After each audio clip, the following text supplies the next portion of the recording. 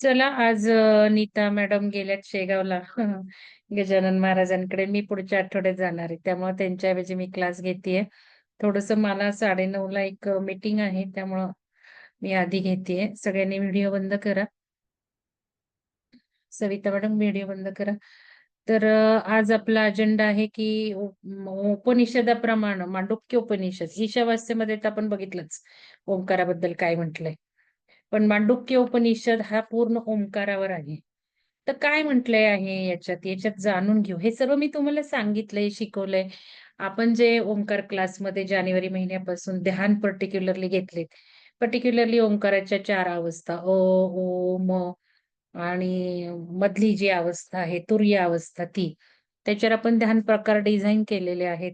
ते आपण करतो सुद्धा. आपण इम्प्लिमेंट करत आहोत. हे जे उपनिषदामध्ये लिहिलेलं आहे, ते आता आपल्या डे टू डे लाईफमध्ये किती इम्प्लिमेंट करतोय ते बघायचंय. क्लास तर करतो. क्लासच्या अर्ध्या तासात मॅडमही भरपूर घेतात, छान घेतात. आपणही छान करतो. आपल्याला फायदाही दिसतो. पण आपण आपल्या रोजच्या रुटीनमध्ये, संसारात काही अवलंबित करतो का हे ओंकार क्लासमधून जे शिकतो ते ओंकारातनं जी माहिती मिळाली आपल्याला, ते आपण अवलंबतो का हे आता ज्याचं त्यांनी बघायचं आहे. आणि उपनिषदामध्ये काय म्हटलंय ते पण जाणून घ्यायचं आहे. तर महत्वाचं तुम्ही पॉइंट काढू शकता आणि शंका असेल तर विचारू शकता. तर चला पहिलं मला वाचायला अजिबात वेळ मिळालेला नाही आज. थोडंसं काही आहेत 7-8 पानं त्यावर मी खुणा केल्यात. बघा आता ह्याच्यामध्ये 10 बघा 108 उपनिषद आहेत असे म्हणतात. 108, 111 आहेत. पण आदी शंकराचार्य व त्यांचे गुरु श्री गौडपादाचार्य असे यांनी सांगितले आहे, की सुरुवातीचे जे 10 उपनिषद आहेत 108 इथे 108 लिहिले पण 111 असावेत किंवा जास्त असावेत 114 पण असावेत. तर त्या उपनिषदामध्ये पहिली जी 10 उपनिषदं आहेत, त्यामध्ये सर्व उपनिषदांचे सार आले आहेत. ॲक्चुअली वेदांच्या सारावर उपनिषद आणि उपनिषदाच्या सगळ्या उपनिषदाच्या सारावर 10 पहिली उपनिषद आहेत. आपण आता पहिलीच घेतोय.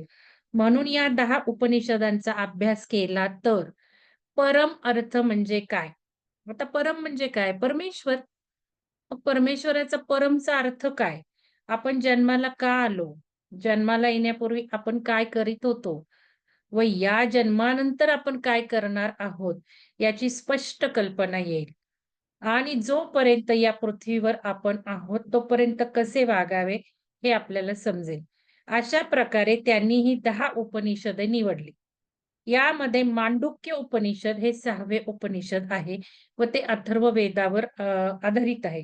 तर अथर्ववेदावर हे उपनिषद आधारित आहे. पहिल्या 6 मध्ये आहे. आणि बघा प्रत्येक वेदाचा एक शांती मंत्र असतो आणि या शांती मंत्रातून त्या वेदामध्ये किंवा उपनिषदामध्ये काय लिहिलं आहे ते कळतं. तर इथे हा जो मंत्र आहे मी आता वाचत बसत नाही. तर इथे हा मंत्र आहे त्याचा शुभ व कल्याणकारक असा अर्थ आहे. या कानांनी आम्हाला कल्याणकारी व शुभ असेल तेच ऐकू यावे. आपण जेव्हा काही मंगल, कल्याणकारी असे ऐकत असतो, तेव्हा सुद्धा आपल्या कानांमधील वेगळेच विचार घुमत असतात. म्हणून ही प्रार्थना, की आम्ही शुभ, कल्याणकारी ऐकत असताना, नंतर त्याचे परिशीलन करीत असताना सुद्धा आमच्या मनामध्ये शुभ व कल्याणकारीच विचार येवोत.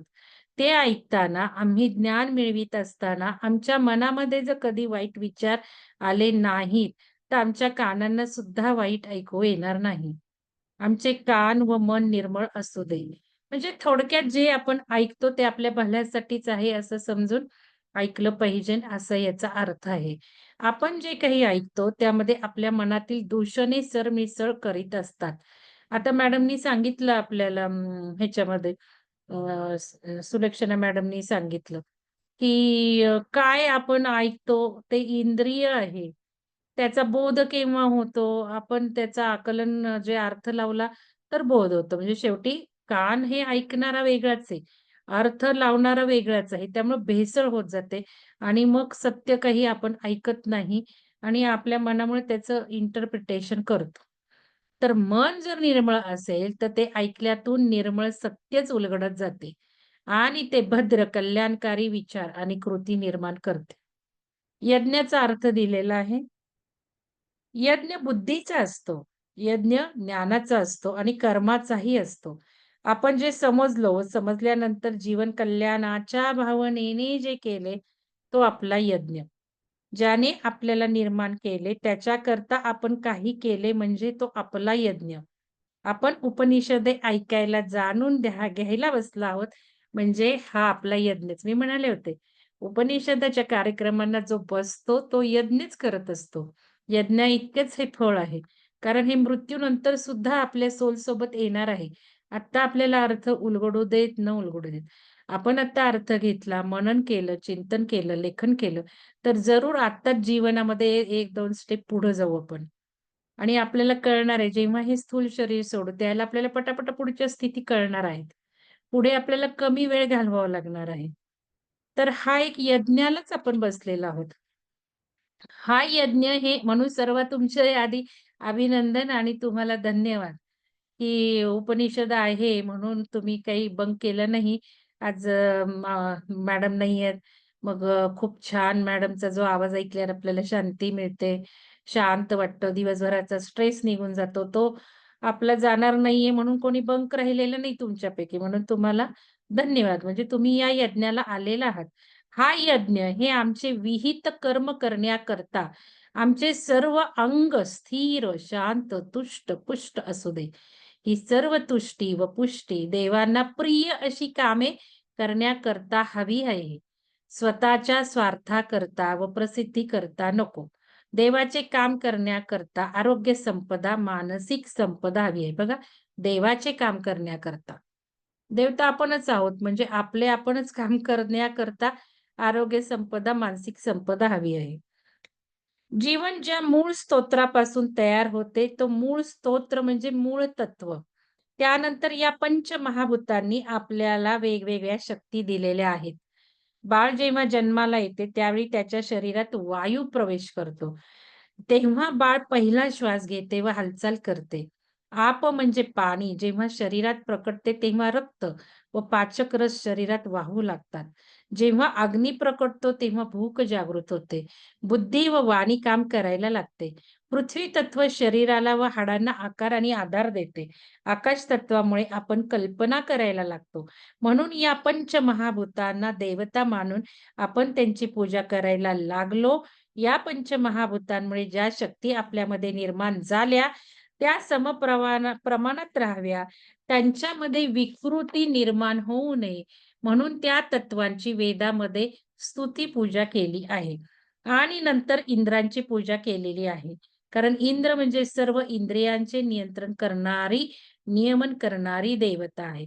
आता इंद्र हे वायू तत्वाची, आकाश तत्वाची देवता आहे. तर आहे बघा आकाश तत्व. इथे मी काही खुणा केल्यात ओंकाराशी रिलेटेड नाहीयेत तरी. कारण पंचतत्व आपण आता अभ्यास करत आहोत. आपल्याला त्या तत्वानुसारही आपल्या थेरपीज आणायच्या आहेत. आपण जलतत्वाची थेअरी करतच आहोत अफर्मेशन्स आणि व्हर्टेक्स आणि काल तुम्हाला बघितलं कमळं उमटलेली काल परत YouTubeवर टाकलेत. ओंकार म्हटल्याने ओंकार न म्हणता आज प्रयत्न करा. काल मी म्हटले, पण मला उत्तर मिळालेलं नाहीये त्याचं. की ओंकार न म्हणता व्हर्टेक्स करा, पाण्याला सूचना द्या. तर इथे आकाश तत्वामुळे आपण कल्पना करायला लागतो. सहज वाचताना क्लिक झालं. व्हिज्युअलायझेशन जे टेक्निक आपलं चालू आहे आता. व्हिज्युअलायझेशन म्हणजे आकाश तत्वामुळे कल्पना करायला येते. आपल्याला आता फक्त आकाश तत्वच उरवायचंय. आपलं जे असेन्शन करायचंय आपल्याला, ते आपल्या पंचतत्वातून आपलं पृथ्वी तत्व सोडायचंय, जलतत्व सोडायचंय. हळू अग्नी, वायू आणि आकाशच उरले पाहिजेत. म्हणजे हे लेयर आपल्याला विलीन करायचेत, क्लीन्स करायचेत, झिरो करायचेत. तर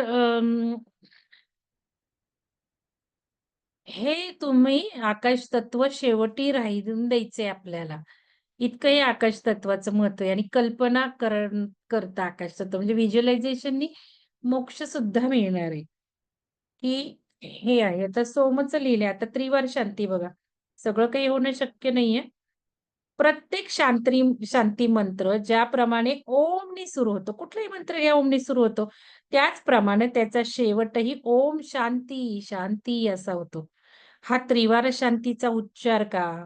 आपल्या मनात कुठल्या प्रकारची अशांतता आहे, याचा विचार करून शांतीची ही त्रिवार उच्चार केलेला आहे. आपल्याला जेव्हा शारीरिक पीडा असेल, तेव्हा आपले मन शांत व स्थिर नसते. समजा आपण आता इथे बसलोय, मुंगी चावत असेल, अस्वच्छ असेल, तर शांत वाटणार नाही आपल्याला. मग कसं आपण आता हे नीट ऐकून घेणार आहोत का? तर शांती ही महत्वाची आहे आणि ही शांती मिळवण्यासाठी आपण बसलो पाहिजेत. हीच वृत्ती आपण आपल्या प्रत्येक व्यवहारात ठेवली, तर आपल्याला लाभते ती दुसरी शांती, आध्यात्मिक शांती, मानसिक शांती. म्हणजे या कार्यक्रमाला शांतीने बसलं तर तुम्हाला आध्यात्मिक शांती मिळणार आहे. ओंकार साधना आपण जे करतो ते झोप येण्यासाठी, खूप शांत वाटण्यासाठी, स्ट्रेस रिलीव्ह करण्यासाठी. पण आपण जर ओंकाराला बसता क्षणी काही इंटेन्शन ठेवलं, की आज माझी अशांत कुठं आहे, काही दुखतंय, खुपतंय, काही मनामध्ये वेगळे विचार चाललेत, काही भावना उचमळल्यात आणि हे शांत होऊन या इंटेन्शननी आपण जर बसलो, तर नक्कीच आपल्याला आध्यात्मिक शांती सुद्धा मिळणार आहे. दुसरी शांती आणि तिसरी शांती आदिदैविक. ही फक्त देवाच्या कृपेनेच मिळते. आपला काही बाबतीत काहीच इलाज नसतो. दैवी आपत्ती, पूर, दुष्काळ, रोगराई यामध्ये आपल्या जवळची काही माणसे जातात. म्हणून आपण देवाकडे प्रार्थना करतो, आमचा मार्ग सरळ कर, आमच्यावर तुझी कृपा असू देत, म्हणून आपण प्रार्थना करतो. आणि हे जी काही प्रार्थना आहे ती तिसरी अधिभौतिक प्रार्थना, कल्याणकारी म्हणून ओम शांती, शांती, शांती 3दा म्हणतो आपण. तर आता उपनिषदामध्ये काय लिहिलंय बघा. मांडूक्य हे 6वे उपनिषद आहे. 10 ही उपनिषदांचा अभ्यास करणे शक्य नसेल, तर एका मांडूक्य उपनिषदाचा जरी अभ्यास केला, तरी सर्व उपनिषदांच्या वेगवेगळ्या पैलूंचे सार आपल्याला या उपनिषदामधून कळण्यासारखे. कारण या उपनिषदामध्ये ओंकाराचं लिहिलंय. ओंकार म्हणजे सर्व काही ओंकार. म्हणूनच सर्व उपनिषदांचा सार या मांडूक्य उपनिषदात आहे. या जगातील सर्व वस्तूंच्या मुळाशी ओंकार असून बघा हां, या जगातील सर्व वस्तूंच्या मुळाशी ओंकार असून त्याच्यामध्ये भूत, भविष्य, वर्तमान, कालातीत असलेल्या सर्व गोष्टींचा समावेश होतो. हे सर्व ब्रह्ममय आहे आणि या पूर्ण ब्रह्माचे दृश्य रूप आहे ओम. हा या मांडूक्य उपनिषदाचा विषय आहे. या ओंकाराची महती एकूण एक उपनिषदामध्ये त्याचप्रमाणे गीतेमध्ये सुद्धा गायलेली आहे. अयम आत्मा ब्रह्म हे दुसऱ्या श्लोकातील पद हे 5 महावाक्यापैकी एक आहे. प्रत्येक वेदाच्या तत्वज्ञानाचे सार अशी ही महावाक्ये आहेत. आता या मांडूक्य उपनिषदातील पहिला जो श्लोक आहे, तो बघा कसा झालेला आहे. त्याचा अर्थ काय होतो? प्रथम निर्मिती. मी श्लोक नाही वाचत बसणार आहे. त्या सर्व व्यापी, निश्चल, निर्मम अशा पूर्ण ब्रह्माने एक संकल्प केला. हे मी तुम्हाला सांगितलं ओंकार कसा झाला निर्माण. म्हणजे आपणच ब्रह्मांड, आपण पृथ्वी, आपण मनुष्य, ह्युमन 1.0 व्हॉटएव्हर काय. याला नुसत्या टर्मिनॉलॉजी वेगळ्या आहेत बघा. सगळं शेवटी फिरून एक पृथ्वी गोल आहे ना तसंच आहे. तर हे सर्व व्यापी म्हणजे कोणाला असं समजतं, कोणाला असं समजतं, कोणाला असं समजतं, कोणाला असं समजतं तसंच आहे ते. त्या सर्वव्यापी निश्चल, निर्मम अशा पूर्ण ब्रह्माने एक संकल्प केला, की एकोहम बहुश्याम. एकोहम बहुश्याम. माझ्या गुरूंचं पुस्तक आहे या नावाचं आणि खूप म्हणते मी ते घेऊयात आध्यात्मिक प्रश्न उत्तरांचं आहे. पण तिथवर जात नाहीये आपण. आपण तिथवर जायला हवंय. आध्यात्मिक प्रश्नच पडत नाहीयेत. मग ते पुस्तक घेऊन काय उपयोग आहे? खूप छान सांगितलंय त्यांनी. एकोहम बहुश्याम. तो संकल्प करण्याच्या अगोदर त्याने जो एक हुंकार केला, जो ध्वनी केला तो ओंकार. त्या ध्वनीच्या लहरी सगळीकडे पसरत गेल्या व त्यांनी जे काही व्यापून टाकले आहे ते हे ब्रह्म. हा ओंकार ही प्रथम निर्मिती आहे आपण असे म्हणतो, की आपण जे काही पहिल्यांदा निर्माण केले ते जुने होते. मग आपण नवीन निर्माण करतो व जुने टाकून देतो. वासांसी जीर्णानी यथा विहाय. जुने कपडे टाकून आपण नवे घेतो. शिकायला सुरुवात करून पाटी पेन्सिलनी करतो. मग हळू नवीन येतं आणि तसंच हे प्रचंड विश्व निर्माण झाल्यावर आपण त्याला टाकून दिलेले नाही. कारण हा प्रथम निर्माण झालेला ओंकार तटस्थ आहे. अनादी अनंत आहे. आपण जो म्हणतो तो निर्माण झाला तो झालाच. त्याला आदी नाही, मध्य नाही असे काहीच म्हणजे सनातन. सनातन म्हणजे कुठल्याही हजारो वर्षांनी बघा, त्याचा काही अर्थ बदलणार नाहीये. काहीच नाही होणार. तो तसाच आहे. आदी नाही, मध्य नाही, अंत नाही असे काहीच नाही. जसे हे ब्रह्म पूर्ण, तसा त्याचा ओंकारही पूर्णच आहे. मग या ओंकारातून काय ध्वनित झालेले आहे? आता बघा, मी हे पण सांगितलेलं आहे, आपण मनामध्ये जो संकल्प केलेला आहे, तो पूर्ण हो, असे या ओंकारामधून ध्वनित झालेले आहे. जेव्हा ओंकाराचा उपयोग केला जातो, उच्चार केला जातो, तेव्हा त्याच्यात तथास्तु, तसे हो, हे गृहीत धरलेले असते. म्हणून ओंकार हा नेहमी सुखद असतो. कोणत्याही गोष्टीत आपल्याला होकार मिळाला, की आनंद, सुख होते. ओंकाराचा इंग्लिशमध्ये अर्थ होईल, "वेल, इट विल बी डन." यज्ञविधीमध्ये होता किंवा अर्धरयू जेव्हा हवी देताना एकमेकांची परवानगी घेतात, त्या प्रत्येक क्रियेच्या आधी फक्त ओम असे म्हणतात. असा हा ओम शुभ, मंगल, आनंददायी असा उच्चार मानला जातो. मग मी हे जेव्हा वाचलं, त्यावेळेला ठरवलं आपण मॅनिफेस्टेशन तर करतो. ओंकार ध्यान आपण करतोय. मग ओंकार ध्यान हे आपल्याला काय हवंय, हे मिळवण्यासाठी किती उपयोग होऊ शकतो. कारण ओंकाराचा अर्थच तटस्थ आहे. हो. That will be done. मग हा जर अर्थ समजून प्रत्येक क्लासला जर आपण बसलो, म्हणजे मॅडमच्या प्रार्थनेने शांत वाटायला लागतं. सगळा दिवसभराचा स्ट्रेस रिलीव्ह होतो. 10 वाजता झोपायचं टायमिंग करा म्हटलंय. 9:30 ते 10 करायचं आणि 10ला गाढ झोपून जायचं ओंकार म्हणत-म्हणत. सकाळची तृप्ती अनुभवायची. मग हे करत असताना अजून डबल-टिबल फायदे कसे होतील? मटेरिअलिस्टिक फायदा. आपण संसारात आहोत. आपल्याला काही सगळं सोडायचं नाहीये हे. आपल्याला ज्या काही इच्छा आहेत त्यात अडकायचं नाहीये. हळू-हळू एक-एक लेव्हल पार करायच्या. जसे आता काही साधकांनी खूप मिळवलं गेल्या 2 वर्षात विहंगमला जोडल्यापासून. आता त्यांनी हळू आध्यात्मिक फायद्यांवर सुद्धा फोकस केला पाहिजे. म्हणजे माझ्या मनातली भीती जाऊ देत, इन्सिक्युरिटी जाऊ देत किंवा जे काही मनामध्ये जास्त विचार करतो ते जाऊ दे. हे आध्यात्मिक लेव्हल झाली. थोडीशी मटेरिअलिस्टिक बंगला राहू देत, पैसे राहू देत यापेक्षा किंवा ह्या सगळ्यातून आपल्याला तटस्थतेकडे पण जायचं आहे. आणि यावेळेचा मी तो फोकस ठेवला होता, की ओंकार ध्यानही आपलं आध्यात्मिक उन्नती आणि आयुष्य बदलाचे शास्त्र, सायन्स हे जे शास्त्र भाग एक आपण करतोय पुन्हा वेबसाईटवरचा, त्याचाही अजेंडा तोच ठेवायचा. याचा अर्थ नुसतं आध्यात्मिक नाहीच, पण फोकस आध्यात्मिकतेवर ठेवायचा. मग आता काहुरून जायचं नाही, कन्फ्यूज व्हायचं नाही, की मी काही चुकतेय का? हे मागते, ते मागते. अजिबात नाही. पण दोन्हीचा बॅलन्स हवाय किंवा दोन्ही गोष्टी थोड्या ठेवल्या पाहिजेत, की आता जर मी हृदय ध्यानामध्ये एक छोटंसं वाक्य आता इथं तुम्हाला छोटी-छोटी वाक्य घ्यायला सांगितली. पण अजेंडे जे आहेत, व्हिज्युअलायझेशन जे आहे 2-3 मोठ्या स्टेप्सचं, तर त्यात आध्यात्मिक पण पाहिजेनच. मग हे मॅनिफेस्टेशन करणारा ओंकार आहे. मग जर प्रत्येक ओंकाराच्या क्लासला आपण वॉटर थेरपी करतोय, व्हर्टेक्स करतोय. आता पाण्याचं किती स्ट्रक्चर बदलतं हे तुम्हाला जाहीर झालंय. कमळ उमटतंय. व्हर्टेक्स वॉटरनी पूर्ण एनर्जी होतीये. एक थँक जरी पाण्याला म्हटलं ना, धन्यवाद जरी म्हटलेत, ग्राफ्स आहेत बघा इंटरनेटवर. धन्यवाद जरी पाण्याला म्हटले, तर पाण्याला ते व्हायब्रेशन कळतात. शब्द नाही कळत, पण व्हायब्रेशन, कृतज्ञता, धन्यवाद कारण ती फीलिंग्जनी आपण पाण्याला म्हणतोय धन्यवाद. मग ह्या पाण्यात मेमरी असते. मग ही जी मेमरी आहे, ती आपल्या पोटातल्या पाण्यात मिसळते आणि थोडी दीर्घ काळ राहते, काम करत राहते. हे जर अर्धा ग्लास पाणी आपण पाण्याच्या भांड्यात दुसऱ्या घरातल्या लोकांना दिलं, तर त्या पाण्याला सुद्धा तो प्रोग्राम ट्रान्सफर होतो. एवढ्या या पॉवरफुल थेरपी आपण करतो. पण त्याचबरोबर मी ओंकार म्हणतीये, म्हणजे मला काय हा तथास्तु म्हणणार आहे. दॅट विल बी डन म्हणजे काय दॅट विल बी डन हे बघायला नकोय का? काय मला हवंय आजच्या क्लासमधून किंवा या जुलै महिन्याच्या क्लासमधून, ऑगस्ट महिन्याच्या क्लासमधून संकल्प करा म्हटले 3 ते 4 महिने होऊ देतच नवीन लोकांचं. पैसे सुद्धा कमी ठेवलेत. अत्यंत कमी फी आहे लक्षात घ्या. तर याच्यामध्ये हे जे आपण म्हणतोय दॅट विल बी डन म्हणजे म्हणायला नको का जुलै महिन्याचा अजेंडा रेडी नको का? संकल्प नको का? अर्थ नको का? आता ओंकार मी ज्याला म्हणतीये, की that will be done, that will be done. म्हणजे काय डन? म्हणजे व्हिज्युअलायझेशन आलं ना तिथे. ओंकार म्हणताना सुद्धा सगळं व्हिज्युअलायझेशन आलं. काय तू का होकार देणार आहे? ओंकार कशाला म्हणणार आहे तथास्तु?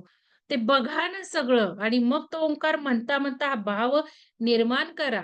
हे सगळं मी तुम्हाला सांगितलंय हे आत्तापर्यंतचं इथलं उपनिषदाचं. That will be done. Manifestation. म्हणून मग तथास्तु. मग हे सगळं करा, लिहून घ्या हा पॉइंट फार महत्वाचा आहे. नुसते तसे ओंकार म्हणू नका. त्रिकालातीत ह्या ओमला भूत, भविष्य, वर्तमान काळही नाही. तो त्रिकालातीत आहे. जे सत्य आहे. म्हणजे आपण बघितलं. आता बघा महाभूतातील एकाचीही शक्ती वाढत नाही, की कमीही होत नाही. म्हणून त्या सर्व शक्ती अक्षर, अक्षर शैलजा मॅडमनी हे सगळं सांगितलेलंच आहे. पुन्हा हे डबल रिपीट होतंय. अक्षर म्हणजे काही त्याला कमी नाही, जास्त नाही, काही नाही. सगळ्या पंचमहाभूतांच्या शक्ती तशाच्या तशा आहेत आणि या सर्व शक्तींचे एकमात्र तत्वरूप ओंकारामध्ये सामावलेले आहे. म्हणजे पंचमहाभूतांचे तत्वरूप ओंकारामध्ये आहे. ज्याप्रमाणे सूर्यबिंबामधून किरणे निघतात व सर्व दूर पसरतात, त्याचप्रमाणे या ओंकारातून सर्व पंचमहाभूतांच्या शक्ती निर्माण झालेल्या आहेत. अक्षरातून अक्षर शक्ती निर्माण झालेल्या आहेत. ही मूळ अक्षर शक्ती आहे ओम आणि तो त्रिकालित आहे. म्हणून ओम हातावर आपण नुसतं अदृश्य काढला तरी आपल्या पिरॅमिडमध्ये बघितलं की किती ताकद आपल्यात निर्माण होती, ऊर्जा येते. अन्नावर सुद्धा ओम फिरवला तरी ते अन्न किती पवित्र होतं. तर घरात ओम लावल्याने, ओंकार म्हणताना ओंकार बघत-बघत म्हटल्याने त्याची साधना होणार आहे. ओंकार क्लास नाही होणार तो. तो ओंकार साधना, ओंकार उपासना यात सगळे फरक आहेत. ते सगळं होणार आहे. तर कोणी-कोणी ओंकार घरात आणून लावलाय मला टाका जरा, पण तो आणताना ऊर्जा चेक करा. तर हे एक जाता-जाता. आता बघा दुसरा श्लोक काय आहे? दुसऱ्या श्लोकाचा अर्थ आहे, की पहिल्या श्लोकामध्ये हा प्रथमच निर्माण केला आहे हे आलंय. आद्य नाही, शेवट नाही, काही नाही. अक्षर आहे. बाकींची सर्व निर्मिती या ओंकारामधून विकसित होत गेलेली आहे. परंतु मूळ ओंकार स्थिर आहे, अमर अक्षर व सत्य आहे. परम सत्य, परम आत्म्याचे हे अक्षरनाम आहे. हे सांगितल्यावर सर्व ही एतद ब्रह्म हे जे सर्व काही दिसत आहे ते सर्व ब्रह्म आहे असे सांगितले. ते आपल्या कल्पनेमध्ये आहे. आपल्या प्रत्यक्ष दिसण्याला मर्यादा असतात. आपण सर्वच काही पाहू शकत नाही. आपल्या कल्पनेच्या व ज्ञानाच्या चक्षुंनी आपण जे काही पाहतो, ज्याची कल्पना करतो, ते सर्व खरे, खोटे जे काही आहे, ते सर्व ब्रह्म आहे. हा ओंकार म्हणजेच सर्व आहे. बघितलं? ओंकारच सर्व काही आहे. अयम आत्मा ब्रह्म म्हणजे ज्याने ओंकार निर्माण केला, ज्याच्यामधून ओंकार ध्वनी प्रकट झाला, सर्व जगाची निर्मिती झाली, विश्व प्रकट झाले, ते अनादी काळापासून स्थिर व चर राहिलेले ब्रह्म म्हणजेच आत्मा. म्हणजे किती सुंदर आहे हे. हे तर खूप डिस्कस करतोच आपण. म्हणजे हे मी थोडंसं वाचलं होतं, इथवर वाचलं होतं. जे तुमच्या आणि माझ्यामध्ये खरोखरीचे तत्व आहे, जीवन आहे, त्यामुळे आपले अस्तित्व आहे. ज्या शक्तीमुळे आपण विचार करतो, बोलतो, हेतुपूर्वक क्रिया करतो, एकमेकांशी संबंध ठेवतो, क्रियाशील राहतो, त्या सर्वांमागे जी प्रेरणादायी शक्ती आहे, चैतन्य आहे, ते पण खरोखरी वायू, जल, आकाश, अग्नी या सर्वांइतकेच सनातन अक्षर व सत्य आहे. तोही हा ओंकारच आहे. सर्व तत्व काय, सर्व वस्तू काय, सर्व काही ओंकारच. वासनांची चिंधी. हे खूप महत्वाचं आहे. मी मुद्दाम हे केलेलं आहे कारण हा फोकस आपला ह्याच्यावर द्यायचा आहे. गीतेमध्ये म्हटलेले आहे, की ही काया सोडून जाताना आपण ज्याचे स्मरण करू तो आकार पुन्हा मिळतो. म्हणून मी सांगितलंय मरताना ओंकारावर फोकस ठेवून मरायचं आहे. आता जे दुसरं पुस्तक घेणार आहे सोमवारी, मला वाटतं ते पहिल्यांदा घ्यावं, झालं तर. त्याच्यात त्यांनी म्हटलेलं आहे, की शेवटी असं असतं, एक सांगते, की ज्याने माझं सुद्धा खूप एनालिसिस केलं मी ते वाचल्यावर, म्हणून तुम्हाला सांगते महत्त्वाचं. त्यांनी काय सांगितलंय त्या डॉक्टरांनी, की आता त्यांना हे जे आहे पास्ट लाईफ रिग्रेशन सेशनमध्ये वगैरेच कळलेलं आहे. ते आपण उद्या थोडंसं करू, कारण त्यांनी ते सगळं आपलं जे उद्या आहे ना योगनिद्रा, तसंच करून घेतलंय त्याच्यामध्ये. तर ते मध्ये ते म्हणतात त्यातनं सगळं जेव्हा कळतं ना, त्यावेळेला त्यांनी असं सांगितलं, ज्यावेळेला आपण मरतो ना, काहीतरी 4 तास वगैरे असतात. त्याच्यामध्ये सगळा चित्रपट दाखवला जातो. पण तो उलटा दाखवलेला असतो. समजा आता मी तुम्हाला बोललीये, तर तुमच्या मनात कसे तरंग उठले ते मला त्यावेळेला दिसतात. म्हणजे मला असं दिसत नाही, की मी याला त्रास दिला, यांना त्रास दिला. मी समजा आता यांना नावावरून बोलत होते. माझा काय भाव होता? मी काय भावाने बोलते? तुम्ही तो कोण कशा भावाने घेतला हे त्यावेळेला मला दिसतं. कारण त्यावेळेला कोणी जास्त दुखवलं असेल. आता हे ज्यावेळेला मला वाटलं मलाही माहिती होतं, की त्याला दिसतं पिक्चर आणि आपल्याला कुठं अडकायचं नाही. मी कॉर्ड कटिंग पण केल्या. कारण आपण जरी डिटॅच आहोत या व्यक्तींमधनं, पण त्या व्यक्ती आपल्यातनं डिटॅच झाल्यात का? त्यालाही कॉर्ड कटिंग केलं हे मी तुम्हाला सांगितलं. म्हणजे मी असं बघत होते, की आपल्याला ते दाखवलं जाईल आणि आपण कुठं अडकायचं नाही, नाही, नाही, नाही, मी डिटॅच आहे, मी डिटॅच आहे. हे मी गेले 4 वर्ष करतेय. तर उलटं पण करायचंय. त्या व्यक्तींनाही आपल्यात अडकून द्यायचं नाही. हे पण आता शिकले. पण इथे मला ते ऑथरमध्ये असं म्हटलंय, त्यावेळेला आपल्याला त्या माणसाला काही त्रास झाला हे आपल्याला त्रास होतो किंवा आपल्याला दिसतं. आणि हे भयंकर आहे बघा तुम्ही विचार करा. कारण आपल्याला आपला भाव माहिती असतो ना. उदाहरणार्थ सासू, सगळ्यांना सांगायचं झालं तर सासू. सासूला आपण काय बोलतो. पण त्यावेळेला सासूला काय वाटलं ते आपल्याला दिसणार आहे. सासूच्या भावनेत ना, तिच्या परसेप्शननी आपल्याला दिसणार आहे. आणि नक्कीच यातना होणार आहेत की नाही बघा. कारण आपण काही सासूला बोलले आपल्याला माहिती आहे ना, तिने किती आपल्याला दुखवलंय. पण ज्यावेळेला तिच्या अंतःकरणातनं ते दिसणार आहे, त्यावेळेला साहजिकच आपण अडकणार आहे. आपण सॉरी म्हणणार आहे किंवा मग किती मी हिला त्रास दिला असं होणार आहे आणि मग ते रिलेशन तयार करतो आपण. कारण मग त्यानंतरचा फेज असतो हे सगळं दाखवलंय. बाबा तू काय क्लिअर करतीये, ओव्हरकम करतीये, अडकत नाहीये. चल, चल, चल, चल, चल. आता आपण प्रोग्राम करतो. ठीक आहे, कारण पुढे जाताच येत नाही. या ज्या काही गोष्टी अडकल्यात, ठप्प झाल्यात, थडकलोय आपण, आपल्याला झिरो करता आलेलं नाही. तिथे आपल्याला पुढे जाण्याला येतच नाही. तिथे आपल्याला एक प्रोग्राम तयार करायला लागतो आपल्या जीवनाचा. ठीक आहे, मग हिचं मी सगळं संपवेल, हिच्या काही यातना झाल्या त्या मी भोगेल किंवा मी तिचं कर्म करेल, तिचं सेवा करेल पुढच्या जन्मी. काहीही असेल उलटं किंवा खुन्नस आहे समजा आता आपण हे सगळं शिकतोय, पण त्यावेळेला काही रागच आला, किती छळलं मला तो, असं काही झालं. म्हणजे त्यावेळेला आता तिच्या भावनेतनं कळणार आणि मग सूड उगवायचा. मग तो प्रोग्राम आपण घेणार. हिचं उठणंच काढलं पाहिजे. राहणार आहे काही-काही लोकांच्या इच्छा. खाण्यापिण्यात राहणार आहे, पैशात राहणार आहे, मुलांच्यात राहणार आहे, घरात राहणार आहे, नवऱ्यात राहणार आहे, मुलांमध्ये कुठेही राहणार आहेत. आणि मग हा प्रोग्राम आपण करतो. ठीक आहे. आणि मग हा आपला दुसरा लाईफचा प्रोग्राम आपण घेतो. ते ते आपल्याला चॉईस असतं. आपल्याला काही वर्ष आराम करायचा, आपण कुठेतरी भूमिगतही होऊ शकतो. कुठेतरी गुहेखाली निवास चला, मला 10 वर्षात राहू द्यात जरा. इथेच मी सगळं कव्हर करेल, मग जन्म घेईल. हे सगळं आपल्याने कांती, डोळे, त्वचा, वेट, शरीर, रोग हे सगळं आपण ठरवतो. हे तर आपल्याला माहितीच आहे. आणि मग आपण जन्म घेतो. सगळं आपलंच. मी तुम्हाला सांगितलं ना एकच रहस्य आहे. सगळं आपण. कारण हे नाटक आहे, हे खेळ आहेत. हे आपले लुटुपुटीचे खेळ आहे, भातुकलीचे खेळ आहेत. आपल्याला काही शिकायचे म्हणून आपण ते घेतो आणि येतो आणि खेळत राहतो. आपलं लर्निंग व्हावं म्हणून. आणि मग याच्यामध्ये हा प्रोग्राम तयार होतो. मग आता आपल्याला हे काहीच नकोय ना, म्हणून तर आपल्याला हे सगळं आत्ताच झिरो करून टाकायचं. तर हा पॅराग्राफ त्याच्यावर आहे, हे तुम्हाला सांगते. गीतेमध्ये म्हटलेले आहे, की ही काया सोडून जाताना आपण ज्याचे स्मरण करू तो आकार पुन्हा मिळतो. कारण आपल्या शरीराच्या आतमधल्या मीला या मायेतून सुटण्याची इच्छा नसते. इतकी वर्ष ते मी या शरीराला चिकटून राहिलेली असते. ते सोडून जावेसे वाटत नाही. आणि तरीही त्या शरीरामधून सुटलेल्या मीला घट्ट पकडून बसतात वासना, आशा, इच्छा, अपेक्षा.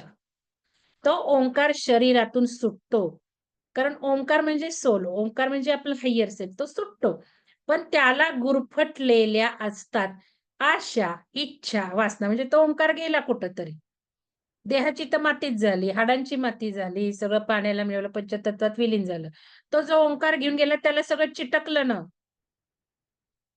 आशा, इच्छा, वासना. मग तो त्या बाहेरच्या ओंकारात कसा मिसळणार? मग ब्रह्मांडात तो ओंकार एक होणार का नाही होणार? मग वननेस म्हणजे काय? वननेस म्हणजे सगळं एकत्व. काही पण आपण आता सेशन ऐकतोय.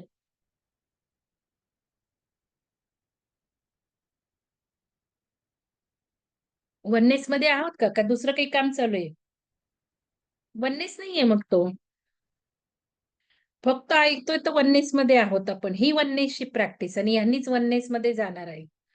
हे गर्भित म्हणजे 24 तास ध्यानात. ध्यानाची गरज नाही तर ह्या वननेसची गरज आहे. हाही अर्थ. इतकी वर्ष ती मी या शरीराला चिकटून राहिलेली असते. ते सोडून जावेसे वाटत नाही आणि तरीही त्या शरीरातून सुटलेल्या मीला घट्ट पकडून बसतात वासना, अच्छा, इच्छा, अपेक्षा. तो ओंकार शरीरातून सुटतो, पण त्याला गुरफटलेल्या असतात आशा, इच्छा, वासना. मग तो त्या बाहेरच्या ओंकारात कसा मिसळणार? त्याला जोपर्यंत ही चिंधी गुंडाळलेली आहे, तोपर्यंत कसा मुक्त होणार? या आशा, आकांक्षा, वासनांच्या कोंडाळ्यातून बाहेर सुटल्याशिवाय, मायेच्या आसक्तीमधून मुक्त झाल्याशिवाय आत्म्याला मुक्तीचा आनंद मिळणार नाही. आपण कोण आहोत ही खरी ओळख ज्या दिवशी आपल्याला होईल, त्या दिवशी आपल्याला कवळायला भोवताली जे येत आहे, ते आपण दूर सारू शकू. कळलं? जे काही कवळायला येतंय, ते आपण दूर सारू शकतो. तुम्हाला माहिती आहे विहंगमच्या देणग्या सुद्धा मी बंद केल्या होत्या 3-4 महिने. ही अवस्था यावी लागते लक्षात घ्या. मी नाही विचार केला येऊ देत, येऊ देत, येऊ देत डोनेशन. काहीतरी घेऊ, घेऊ, घेऊ. नाही. मी स्वतःला प्रत्येक क्षणी बजावत असते. माझ्या पर्सनल लाईफला तर पैशाला मी थोपवलंय. मला खूप खूप सांगितलंय सगळ्यांनी, की "तू पैसा असा रोखू नको, लिमिट करू नको." मी म्हटलं, "I am satisfied. I am content." पण तरी सुद्धा तू रोखू नको. कारण त्या पैशातनं सुद्धा बऱ्याच चांगल्या गोष्टी होतात. मला आता कशाची एवढी हे राहिलीच नाहीये ना. मग त्या दुसऱ्याही गोष्टी नकोत. लक्षात घ्या. तर हे कवटाळायला ज्या भोवताली आपल्या जे येतात ते आपण दूर सारू शकू. आपण कोण आहोत? आपण कुठून आलो आहोत? म्हणजे सगळ्याच गोष्टी येत नाहीये, पण हळू-हळू हे जमवायचे आपल्याला एक, एक, एक, एक गोष्ट घेऊन. कधी करणार आपण ते प्रॅक्टिस? हे माझे अजेंडे आहेत. आपण आता मिळवायच्या स्टेजला अडकलोय. मग त्याच्यातून पुढं, पुढं, पुढं कसं जाणार आहोत? त्या दिवशी आपल्याला कवळायला भोवताली जे येत आहे, ते आपण दूर सारू शकू. आपण कोण आहोत? आपण कुठून आलो आहोत? आपल्याला कुठे जायचे? हे कूट प्रश्न समस्त जगाच्या तत्वज्ञानामध्ये विचारलेले आहेत. त्याचे उत्तर आपल्याला उपनिषदांनी दिलेले आहे. त्याचे उत्तर आहे, आम्ही सनातन अशा या अक्षर सत्यापासून निर्माण झालेले आहोत. ती अक्षर व अनंत शक्ती आमच्यामध्ये आहे. ही शक्ती म्हणजेच शरीरामध्ये वसत असून सुद्धा शरीर नाही, असा आत्मा आहे. तोच ब्रह्म आहे आणि तेच ब्रह्म म्हणजेच ओम आहे. बघितलं? आत्मा आहे, तोच ब्रह्म आहे. म्हणून मी ओमला आत्मा किंवा हायर सेल्फ म्हणते. या ओंकाराचे स्वरूप सांगताना त्याला चतुष्पाद म्हटलेले आहे. आपण चतुष्पाद हा 4 पायांनी चालणाऱ्या प्राण्याबद्दल बोलतो. आता हे सांगितलंय शैलजा मॅडमनी चतुष्पादच. व्याकरणामध्ये ज्याप्रमाणे आपण एखाद्या शब्दांची पदे पाडतो, भाग पाडतो, त्या अर्थाने आपण ओंकाराची पदे पाडलेली आहेत. ती 4 पदे आहेत. अ, ओ, म आणि बिंदू. म्हणून तो चतुष्पाद आहे. आता 4 अवस्था आपण म्हणतो. इथे 4 पाद म्हटलेलं आहे. दुसरा अर्थ पण त्यांनी दिलेला आहे 4 अवस्था आपण जे म्हणतो ते. आता या 4 अवस्था आहेत. त्याचप्रमाणे ओमच्या अ, ओ, म, बिंदू या 4 पादातील प्रत्येक पद हे योग्य आहे, ते सत्यही आहे. परंतु तो संपूर्ण ओम नाही, हे प्रथम लक्षात ठेवल्यानंतर आपण त्याच्या प्रत्येक स्वरूपाचे, त्याच्या प्रत्येक अवस्थेचे श्लोकात केलेले वर्णन समजून घेण्याचा प्रयत्न करणार आहोत. तिसरा श्लोक हा पहिल्या स्थानाचे किंवा पहिल्या अवस्थेचे वर्णन करणार आहे. कोणीतरी स्क्रीनशॉट घ्या आणि पार्टिसिपंटचं पण घ्या आणि ग्रुपवर टाका प्लीज. आता हे बघा हा श्लोक, तिसरा श्लोक हं. हे 4 अवस्था मी आज घेईन आणि उरलेले नंतर दुसऱ्या सेशनला घेईन. हा पहिला पाद म्हणजे अ आहे. आता बघा अ, उ, म आणि तो जो बिंदू ह्याचा अर्थ जाणून घेऊयात. आपलं हे ध्यान आपण 4 अवस्थांवर करतो. ओ वर केलंय, ओ वर केलंय, म वर केलंय आणि तुर्यावर पण केलेलं आहे. हा पहिला पाद म्हणजे अ. हा कसा आहे तर जागृत अवस्थेमध्येही आपल्याला सर्वांमध्ये प्रकट असतो. आपल्या सर्वांना तो अनुभवायला येतो. मी तुम्हाला सांगितलं म्हणजे जागृत अवस्था. म्हणूनच स्पाईनचे ज्यांनी प्रॉब्लेम आहेत, ज्यांना कंबरदुखी वगैरे आहे, त्यांनी अलाँग म्हणायचंय. म्हणजे ही जागृत अवस्था. रोज आपण जगत जे करतो, म्हणजे संपूर्ण नाहीच आहे. आपलं पूर्ण आयुष्य नाही, आपण त्यालाच पूर्ण आयुष्य म्हणून घेतो. आपण समजून, उमजून, जाणून, बुजून जी कामे करीत असतो, म्हणजे सकाळी झोपेमधून उठल्यापासून परत झोपेपर्यंत आपण जे करतो, पाहतो, बोलतो, त्या सर्वांमध्ये आहे. हा जर नसता, तर आपण कधी झोपेमधून उठलोच नसतो. झोपूनच राहिलो असतो ना. म्हणजे आपल्यामध्ये असलेल्या या चैतन्यामुळे आपले झोपण्यापूर्वीचे सर्व संबंध, सर्व व्यवहार, नाती-गोती आपल्याला आठवत असतात. आपण काहीही विसरत नाही. या जागृत अवस्थेमधला हा जो आपल्याकडून सर्व काही करून घेणारा, ज्याच्यामुळे आपल्याला सर्व आठवत असते, तो आहे ओंकाराचा अंश. म्हणजे स्वप्नावस्था. जागृत अवस्था म्हणजे मग आता झोपायला गेलो. आता ओंकार झाला 10, 10:30ला आपण झोपू. कोणी 11-12ला झोपत असेल माहिती नाही. तर त्यावेळेला स्वप्नावस्था पहिली असते. मग झोपल्यावर काय आपण लगेच झोपतो का एका क्षणात? नाही. आपण आठवतो दिवसभरात काय झालं, मंगल मॅडम मला अशा बोलल्या, तशा बोलल्या, राग येतो, काय येतो, सोडून देत नाही. मंगल मॅडम एक उदाहरण आहे, कोणीही असेल. हे सगळं आपण आठवतं ना, उद्या काय करायचंय, आज काय करायचंय, हे काही प्लॅनिंग करतो. हे अवस्था आहे. मग हे आपल्याला ओंकाराचा अंश आहे तो जागृत अवस्थेत आठवण करून घेणारा. पण नंतर आपल्याला हे स्वप्नामध्ये पण दिसतं. आपण जो विचार करतो, आपण जिथे भावना अडकवतो, तेच आपल्याला स्वप्नात दिसतं. आणि या स्वप्न अवस्थांना सुद्धा खूप अर्थ आहे. स्वप्नात जे येतं त्यालाही खूप अर्थ आहे, असं म्हणतात. त्या पुस्तकात ते स्वप्न लिहून ठेवा म्हटलेलं आहे. हा ओंकाराचा अंश कसा आहे? तो बहिप्रज्ञ बहिर्मुख आहे. बघा हां, कसा आहे? बहिर्मुख आहे ना. रोज आपण जीवनात काय करतो? मी काय करते? सेशन घेते, तुम्ही बघताय. तुम्ही बसलाय, मी बघते. म्हणजे हा बहिर्मुखी आहे. तुम्ही काय करताय? मला कळतंय. मी काय करते? तुम्ही बघू शकता. म्हणजे हा तो कुठे लपलेला? ओंकार कसा आहे? ओंकार नाही. तो ओंकार काय दिसतो का स्वप्न पडलेले? आता बघा, हा ओंकाराचा अंश कसा आहे? बहिप्रज्ञ बहिर्मुख तो कुठे लपलेला गूढ वगैरे काही नाही. तो उघड आहे. त्याला 7 अंगे आहे. बद्दल बोलतीये. तो विश्वव्यापी आहे. तो माणसांपुरताच मर्यादित असे नाही. सर्व चल, अचल, स्थावर, जंगम, पशु, पक्षी, कीटक या सर्वांमध्ये आपल्याला दिसतो. कोण काय करतंय. सर्वांमध्ये तो प्राण्यांमध्ये सुद्धा आहे. सर्व पशु-पक्षी आपल्या जाती धर्माप्रमाणे अन्न खातील, ओरडतील, वागतील, परंतु दुसऱ्याचे अन्न खाणार नाहीत. आपला स्वभाव सोडणार नाहीत. हे सर्व नियम त्यांना कोणी कोणत्या भाषेत समजवले? हा एक जन्मापासूनच त्यांच्यामध्ये असलेला संस्कार आहे आणि त्यानुसार ते वळण लागत जाते.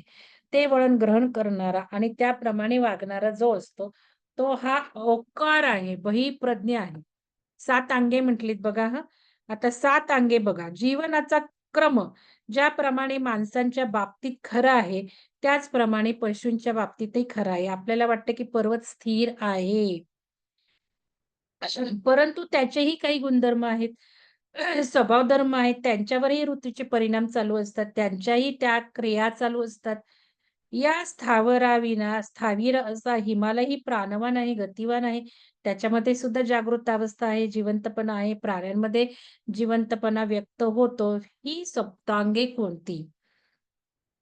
तर शिर कानांनी आपण ऐकतो, डोळ्यांनी पाहतो, पचनक्रिया पोटात होते, हृदयाभिसरण छातीत होते, तोंडाने खातो, पायांनी चालतो. ही ची सप्त अंगे. दिवसभरात जे कशा-कशाने काय-काय करतो, ती महत्वाची 7 अंगे.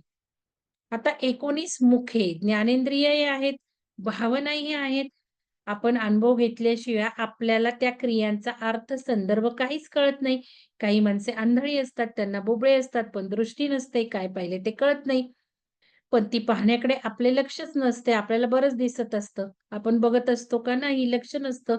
समजून घेण्याची आपली वृत्तीच नसते. म्हणजे आपण डोळे असून सुद्धा आंधळे आहोत. कारण आपली ज्ञानेंद्रिय त्या ठिकाणी जागृत नाहीत. हे जे आपण पाहतो, ऐकतो वगैरे आपण म्हणतो कुणीतरी एक शक्ती आहे आणि ती शक्ती बहिर्मुख असलेला प्राण आहे. त्या प्राणाची ही शक्ती ज्ञानेंद्रियामधून आपल्याला शब्द, स्पर्श, रूप, रस, गंध या सर्वांचा अनुभव करून देत असते. आपले शरीर हे पंचमहाभूतांपासून बनलेले आहे. आपली हाडे पृथ्वी तत्वापासून बनली आहे. मन ही आकाश आहे बघा. मन आकाश, मन सुटणार नाहीये. आपल्या शरीरातील सर्व रस जलतत्वापासून बनलेले आहेत. शरीराची हालचाल म्हणजे गती आपल्याला वायूपासून मिळते. ही पंचमहाभूते, पंच ज्ञानेंद्रिय, पंच कर्मेंद्रिय व अंतःकरण चतुष्ट मिळून बहिप्रज्ञ आकाराची 19 मुखे आहेत. ह्या 15 शक्तींनी आपल्या अंतःकरणामध्ये आपण काही एक अनुभव टिपतो, बुद्धीने जाणतो. अंतःकरणामध्ये भावना असतात, पण शब्द नसतात. म्हणजे हृदय मेडिटेशन हे शब्दांवरचं होतं. चित्र मेडिटेशन हे अंतःकरणावर आहे. या सगळ्या वापरण्यावर फोकस आहे तिथे. आपण म्हणून वेगळं-वेगळं ते तसंच करायचंय. तरच अंतःकरण क्लीन्स होणार आहे. तरच अंतःकरणाची पॉवर वाढणार आहे. तरच हृदयाचे गुण विकसित होणार आहे. हृदयाच्या गुणातून विकास करून असेन व्हायचे म्हणजे अंतःकरणातून असेन व्हायचे. अंतःकरण. तिथे चित्र मेडिटेशनमध्ये अंतःकरण यूज करायला सांगितलंय. शब्द नाही, वाक्य नाही. आपल्या वृत्तीप्रमाणे वेगवेगळ्या भावना निर्माण झाल्या. तिथे भावनांना शब्द नसतात. आपल्याला कळतं हे फूल आहे, वास सुंदर आहे आणि लगेच अंतःकरणाला जोडलेल्या मनात त्या अनुभवाविषयी, त्या वासाविषयी संकल्प-विकल्प आणि म्हणूनच योगनिद्रेमध्ये हे घातलेलं आहे बघा, फुलांचा सुगंध येतो, चित्र घातली, देऊळ दिसतोय, भगवानात मीच दिसतीये. सुगंध वाऱ्याने येतोय गुलाबाच्या फुलांचा, काही कशाचा. हे का घातलंय? का तर शरीराला रिलॅक्स करून झालंय. पण आपले ज्ञानेंद्रिय जे आहेत, पंचेंद्रिय जे आहेत, भावना आहे, अंतःकरण आहे, त्याला सुद्धा रिलॅक्सेशन देण्यासाठी ते योगनिद्रेत घातलेलं आहे. त्या भावाने जर योगनिद्रा केली, तर खूप अमेझिंग होणार आहे. आणि उद्या कोणीही कोणाला उठवायचं नाही. एक संकल्प करायचं, ती मीटिंग चालू राहून झोपायचं. काही नाही होत. ते ह्याला पण टायमर लावता येतो बघा मोबाईलला. शांत जेव्हा उठू तेव्हा उठू. मलाही कोणी उठवू नका. तुम्हीही उठू नका. मिस पण झोपायचे म्हणून बसायचं नाही. झोपायचे म्हणून ते करायचं नाही. हे संकल्प आहेच आहे उद्या आपला. जे होईल ते होईल. पण असं सांगून ठेवा. मग खूप सुंदर सकाळ होईल, पहाट होईल. त्या वासाविषयी संकल्प-विकल्प निर्माण होतात. हा वास मोगऱ्याचा की अत्तराचा? हा वास मोगऱ्याचा आहे. ही निश्चय बुद्धी आपल्या पूर्वानुभवातून येते. मग अंतःकरणातील भावना, मनातील संकल्प, विकल्प, त्यानंतर बुद्धीने केलेला निश्चय, त्यातून प्रकट होतो तो शब्द. ती वाणी, ती वैखरी. पण ह्या बघितल्यात वाण्या, वैखरीचा अर्थ बघा. तर ही 4 म्हणजे अंतःकरणातून जेव्हा मंत्र येतो, तो वैखरीतला वैखरी मध्यमा पश्यन्ती. शब्द हा असा घेतला पाहिजे ओंकार म्हणताना. तर ही 4 आणि पहिल्या 15 शक्ती ही त्या प्रथम पादाची ची 19 मुखे आहेत. ही सर्व आपण आपल्यामध्ये कशी आहेत ते बघितले. पण जे पिंडी आहेत ते सर्व ब्रह्मांडीय आहे. सबंध ब्रह्मांडामध्ये हा आहेच. कारण हा मुळी ब्रह्मांडच आहे. म्हणजे ब्रह्मांडात आहे, आहे. पण ते म्हणजे काय ब्रह्मांड का? तसंच तो म्हणजे काय ओंकार नाही का? ओंकारातला आहे. आता वैश्वानर हे सांगितलंय शैलजा मॅडमनी. त्याचा व्हिडिओ आहे. तुम्ही ते बघा. आपण जास्त हे नाही बघा. आता मला हे 4 अवस्थाच डिस्कस केलेल्या आहेत. ओंकाराचा अंश असलेला तो आम्हाला कामाचे दान, बुद्धीचे, कर्तृत्वाचे दान देतो. तरीही आमची झोळी खालीच आहे. त्या दानातून आम्हाला पूर्ण काहीही मिळत नाही. बघा, वैश्वानर म्हणजे ॲक्चुअली तो ब्रह्मांडाचा जो आहे तो आपण आहोत, ओंकार आहोत. त्या दैवी शक्तीबद्दल आपल्याला अभिमान वाटायला हवा. आपल्या स्वतःबद्दल सुद्धा आपल्याला अभिमान वाटायला हवा. आम्ही प्रार्थनेमध्ये म्हणतो, आम्ही अमृताचे पुत्र आहोत. त्या वाणीमध्ये गर्व नाही. त्या वाणीमध्ये आहे यथार्थ ज्ञान. म्हणून आपण त्या पाण्याला अमृता आहे, अमृता धन्यवाद आणि अमृता म्हणून प्यायचंय ते. त्या वाणीमध्ये आहे यथार्थ ज्ञान. आम्ही मृत झालेल्या कुणाचे तरी नाव सांगतो व ते सांगताना सुद्धा त्यांना विसरलेले असतो. इतके हे अनित्यपणे आपण नित्याने उच्चारतो.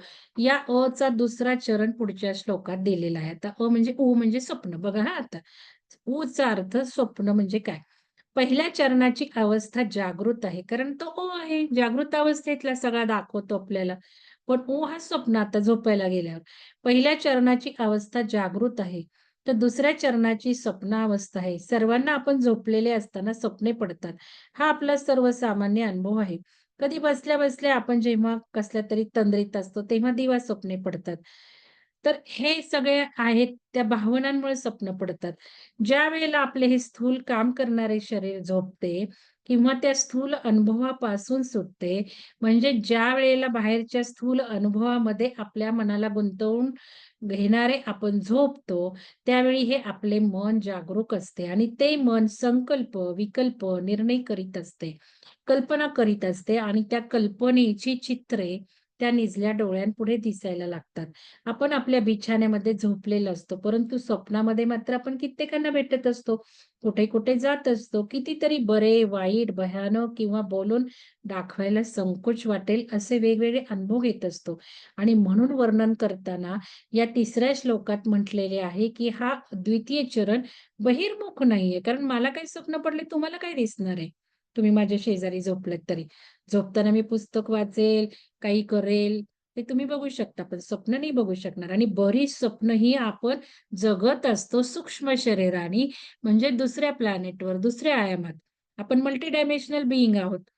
मल्टी डायमेन्शनल बीइंग आहोत. आपलं जे अतृप्त असतं या ह्याच्यात, मी जसं म्हटलं, की मला डॉक्टर व्हायचं होतं. नाही होता आलं. दुसऱ्या आयामात मी डॉक्टर म्हणून जगत असेल. मला कोणीतरी म्हटलं होतं, "तुम्हाला दुसऱ्या आयामात पाहिलं." आणि बरेच डिटेल पण सांगितलंय, जे टॅली होणारे होते. आपण आहोत इकडे-तिकडे. मग हे स्वप्न अवस्थेत आपण हे शरीर सोडतो, सूक्ष्म देहाने जातो. कुठं-कुठं काही आपण हे सगळं जीवन जग म्हणून ते दिसतं आपल्याला. दुकान दिसतं, शहर दिसतं, मूर्ती दिसतात, देवळं दिसतात. हा द्वितीय चरण बहिर्मुख नाही. तो अंतर्मुख आहे. तो आतल्यात बघतो, आतल्यात अनुभव घेतो. त्यामुळे शेजारी-शेजारी झोपलेल्यांना एकमेकांची स्वप्ने बघता येत नाहीत.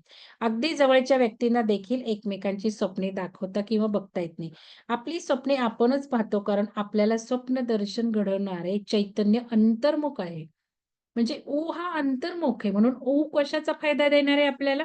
खाली नाभीपासून विशुद्धी चक्रापर्यंत.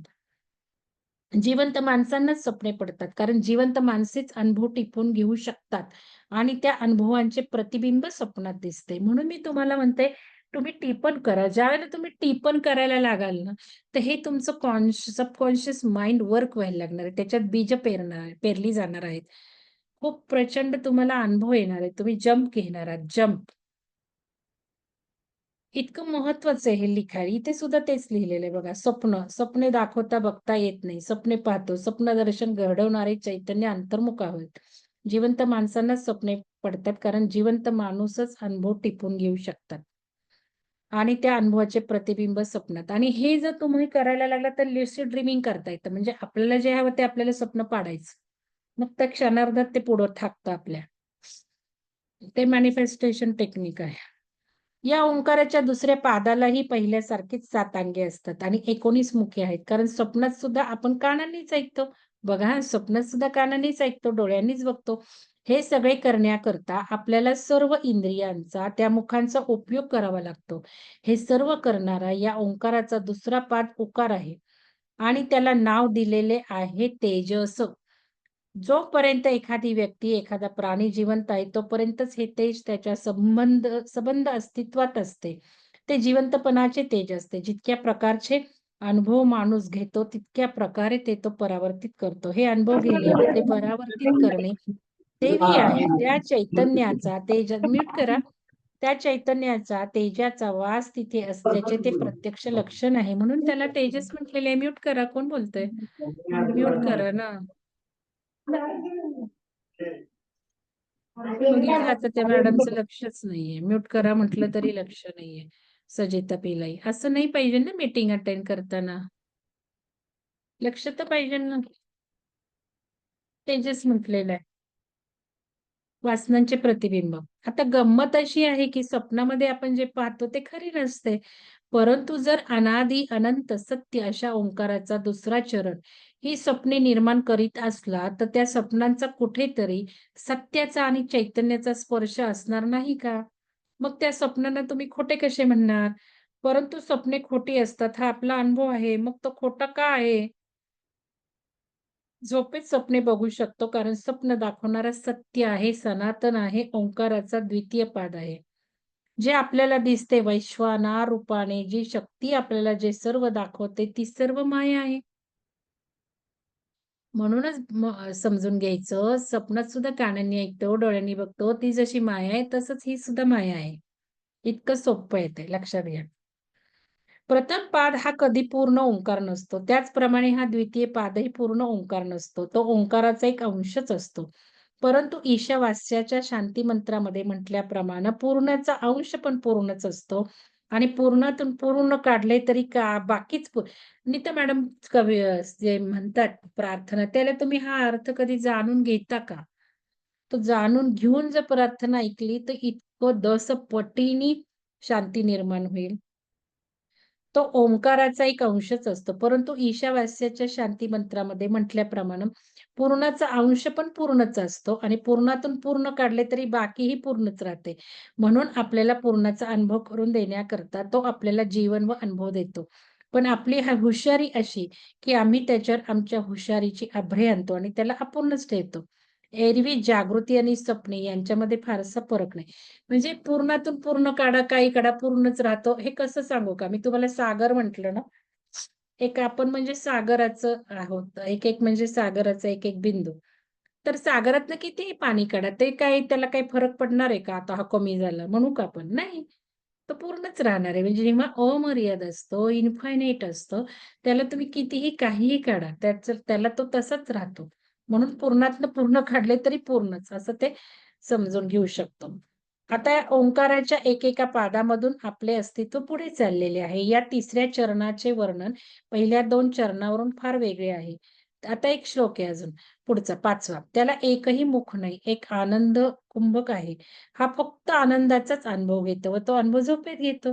मग काय आहे बघा आता बरं, सुषुप्ती आली, गाढ निद्रा. अ, उ, म. म्हणे किती छान वाटतं आपल्याला. तसंच गाढ झोप झाली तर किती छान वाटतं. मग ज्यांना हे हवंय, त्यांनी म जास्त लाँग म्हणायचा. पण जेव्हा म लांग म्हणतो त्याला अर्थ जाणून घ्यायचा. गाढ झोप येणार आहे, तथास्तु म्हणणार आहे. सुंदर सकाळी उठल्यावर वेगळेच आपण असणार आहोत. आपण सर्व पूर्णाचेच अवतार आहोत आणि आपण सर्वांना कधी ना कधी गाढ झोप लागते. आता रोज लागते का? नाही. ही गाढ झोप लागण्यामागे कदाचित शारीरिक विकृतीही असू शकते. अतिशय शीण वा थकव्यामुळे ही गाढ झोप लागते किंवा या आधुनिक जगामध्ये एखादे औषधही घेऊन गाढ झोप लागते. पण औषधामुळे कृत्रिम झोप असते. सकाळी फ्रेश वाटत नाही. औषधामुळे जर झोप आली तर असं लिहिलंय याच्यात. मनाचे खेळ. एखादी परिस्थिती आपल्या वाट्याला आली आहे, त्याच्यापेक्षा फार चांगली आपल्याला मिळावी असे आपल्याला वाटते. म्हणजे ही जी चाहत आहे ना, मला बंगला हवा, मला घर हवं, आपल्या इच्छा संपत नाही. एक झालं दुसरं, दुसरं झालं तिसरं. आपल्या या चेन सुरू होतात, गाडीच्याही तेच सुरू होतात. त्यापेक्षा आहे हे एक्सेप्टन्सकडे आपण आलो, की मिळालं तर ठीकच आहे, वेलकम. पण मागं नाही लागायचं. तर हे मनाचे खेळ लिहिलेत. सारखं आपण धावतच असतो काय-काय. आता झोप लागण्याकरता आपल्याला आपल्या पहिल्या किंवा दुसऱ्या अवस्थांची शुद्धी करायला हवी बघा. म्हणजे गाढ झोप आपल्याला कधी मिळेल सुषुप्ती तर पहिल्या आणि दुसऱ्या अवस्थांची शुद्धी करायला लागेल. म्हणजे जागृत अवस्थेची आणि स्वप्न अवस्थेची शुद्धी करायला हवी. म्हणजे अ आणि उ लिहिल्याशिवाय पुढचा मकारच येत नाही. एकदम आम्ही सगळा संसार सोडतो आणि वैराग्य संन्यास घेतो आणि साधना करायला निघतो. म्हणून आपण वाईट नाही वाटून घ्यायचंय. आज जे एका मॅडमने लिहिलंय, की कन्फ्यूज आहे, असं नाहीये. आपण आपल्यालाच कन्फ्यूज म्हटलं तर अजून आपण कन्फ्यूज होऊ. ठीक आहे. त्याच्यात चेंज करू शकतो. फोकस आपला वेगळा ठेवू शकतो. पण हे सगळं मी जसं म्हणते ना, भोगूनच आपण ते सोडू शकतो लवकर. म्हणून मी मॅनिफेस्टेशन हे ते घेत असते. पुढे त्याचे उपयोग आहेत आध्यात्मिक विकासात म्हणून सुद्धा. तर इथे हेच लिहिलेलं आहे, की एकदम हे संन्यास घेणं शक्य नाहीये. साधना करायला निघतो, परंतु हे कधीही शक्य नाही. कारण आपले स्थूल आणि आपले सूक्ष्म आपण जिथे जाऊ, तिथे आपल्याबरोबर येतात. मग हिमालयाच्या गुफेत जरी आपण जाऊन आलो, तरी तिथे देखील ते आल्याशिवाय राहत नाही. म्हणून या दोन्हींना स्थूल आणि सूक्ष्म निर्मळ करणे ही आपल्या जीवनाची साधना आहे. ही गाढ झोप असते कशी? बघा आता मकाराबद्दल लिहिले. ज्यावेळेला आपण सर्व शक्ती मकार संपवणार आहे आणि जो काही बिंदू जो आहे ना, म्हणजे तुरीय अवस्था आणि मग तुम्हाला मी जे म्हटलं ओंकार साधना आहे, तेही यात म्हटलंय. मला आत्ता दिसलं बरं का. मी अजून वाचलं नाही त्यात काय लिहिलंय, ओंकाराची साधना. ते बघू पुढच्या सेशनला घेऊ आपण तो बिंदू आणि हे. ज्यावेळेला आपल्या आणि हे तुम्हाला ध्यान करायला सांगितले मी पहाटे लक्षात घ्या. उ, म तुमच्या शारीरिक समस्याप्रमाणे तुम्ही हा आठवडा अ लॉंग म्हणा किंवा उ लॉंग म्हणा, म लॉंग म्हणा किंवा 2 दिवस अ लॉंग, 2 दिवस म लॉंग काय फरक दिसतोय ते बघा, अनुभव टाका. हे सांगितले ते टाका जरा ध्यान रंगमंच ग्रुपवर किंवा ओंकार ध्यानावर किंवा चक्रा ध्यानावर. ध्यानाचे जे ग्रुप आहेत त्यामध्ये ध्यानाचे अनुभव. तिथे काय आयुष्य बदलायच्या ह्यालाही नाही टाकायचं. शेवटी ओंकार हा आहेच आहे तथास्तु मॅनिफेस्टेशन म्हणणारा. तर मकारात ज्या वेळेला आपल्या सर्व शक्ती कुठल्याही आवरणाशिवाय, कुठल्याही भ्रमाशिवाय, तळमळीशिवाय एकत्र झाल्या आहेत. आपले स्थूल, सूक्ष्म हा निवांत मिळालेला आनंद हे तिन्ही एकत्र झालेले आहेत. ही अवस्था मला लाभलेली आहे. त्या अवस्थेत मी सगळ्यांच्या परे आहे. मी कुणाचीही कोणीही नाही. अशी जी अवस्था आहे तिला सुषुप्ती म्हणतात. आणि ही अवस्था ज्याच्यामुळे प्राप्त झाली त्या तिसऱ्या चरणाला प्राज्ञ असे म्हणतात. गंमत पहा, जो काहीच करत नाही, हातापायांची धावपळ करत नाही, तोंडाने बोलत नाही, स्वप्नांचे इंद्रजाल रचत नाही, फक्त आनंदाने धुंद होऊन पडलेला आहे. हा केव्हा मिळतो आनंद? आपण ध्यानात अनुभवतो. बघा, ध्यान जेव्हा आपण करतो त्यावेळेला आपण सगळं विसरून जातो आणि किती शांत वाटतं, आनंद वाटतो. तर ह्या आनंदाने जो धुंद होऊन पडलेला आहे तो मात्र प्राज्ञ. खरे म्हणजे आपल्याला वाटते की जे काम करते ते प्राज्ञ. नाही, ते प्राज्ञ नाही. जे प्राज्ञ आहे त्याच्या मनाच्या व शरीराच्या सर्व वृत्ती त्या चैतन्याशी तेवढ्या वेळेपुरत्या एकरूप झाले. म्हणजे ध्यानातच आपण हायर सेल्फला जोडतो. ध्यानातच आपण ओंकाराला जोडतो. म्हणजे एक आपण परमानंदात असतो. ध्यानामध्ये खूप आनंदात आपण शांत कशाचंच काही नसतं आपल्याला. चिंता नाही.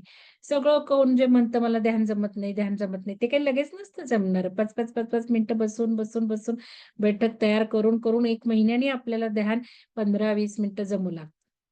तर नवीन लोकांनी हे लक्षात ठेवा. नाराज नाही व्हायचंय याच्यात. तर मग ध्यानाची तृप्ती आपल्याला कळते. आणि सर्व त्या चैतन्याशी तेवढ्या वेळेपुरत्या एकरूप झालेल्या आहेत. म्हणून ती प्राज्ञ ही अवस्था आहे सुषुप्ती म्हणजे तो मकार. आता अकार, उकार, मकार त्यांच्यामध्ये आहे जागृती, स्वप्न आणि सुषुप्ती म्हणजेच कर्म, काम आणि अविद्या. जागृतीमध्ये आपण सारा वेळ धडपडतो.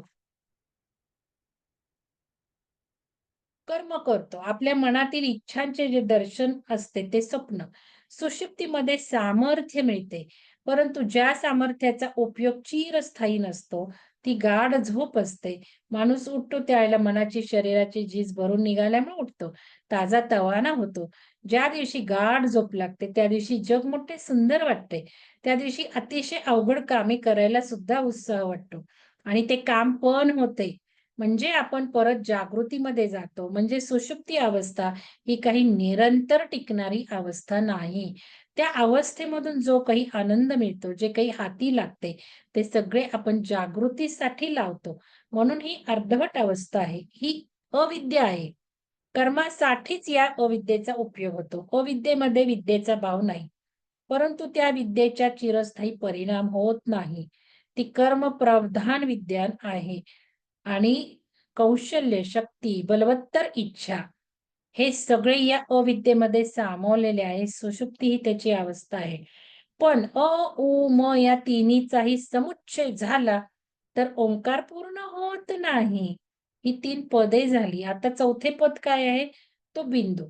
आता हा बिंदू शिवाय काहीच बिंदूच महत्वाचा आहे ना? तर हे आपण नंतर घेऊया. ठीक आहे, मला मीटिंग आहे आता. तर तुम्हाला काही शंका असेल तर तुम्ही तोवर टाका. मला स्क्रीनशॉट कोणीतरी घ्या आणि अटेंडन्स घ्या. तर काय टाकलंय चॅट बॉक्समध्ये? माझे पण उमटले कमळ. ओके. ओंकाराशिवाय उमटले का ते लिहा. मी मेन डोअरवर लावला आहे सुचेता मॅडम. ठीक आहे, त्याची ऊर्जा चेक करा. आरती सोमन, खूप छान उपनिषद मॅडम. धन्यवाद, तुमच्यामुळे छान ओमची इम्पॉर्टन्स कळाली. हो, आपण ओमकार क्लास घेतोय. मग म्हटलं तुम्हाला बेनिफिट तर सगळे सांगितले, पण आता हे उपनिषदाचाही आपण थोडा अर्थ बघितला. तर चला, सगळ्यांना धन्यवाद आणि गुड नाईट. उद्या भेटूयात 8:30 थँक यू लाच. मॅम. धन्यवाद.